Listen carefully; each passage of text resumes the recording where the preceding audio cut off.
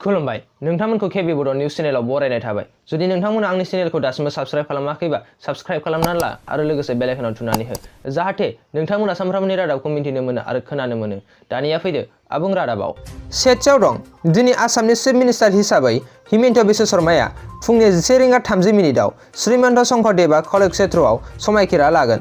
नैथियाव दं आसामाव माखासे फिसा बांग्रिंखौ दिनै हर गेजेर समाव आरो फुंनि समाव नुनो मोननाय जादों।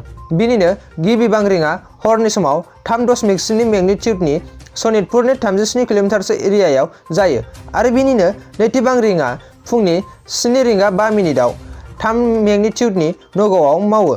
थामथियाव दं राज्य सभा एमपि रघुनाथ महापात्रआ मैया रबिबारखालि कर'नाजों गाग्लोबजाना थैयो।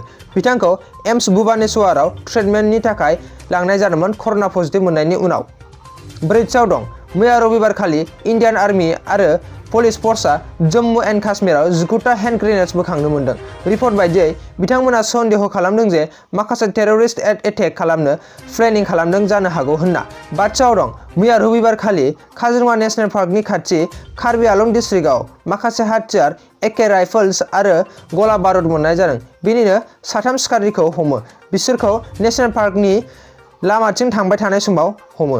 बिनिनो हमजानाय सुबुंफोरनि मुङानो जादों 34 बोसोर बैसोनि वेलसन टेरन, 36 बोसोर बैसोनि देरेसां रेंमा आरो 29 बोसोर बैसोनि आल' रेंमा। दथियाव दं आसामाव मैया रबिबारखालि 3299 गोदान कभिड केस मोननाय जायो आरो बिनिनो 48 सुबुङा थैयो। होमबा दिनैनि रादाबा एसेनोसै। गोजोन्थों।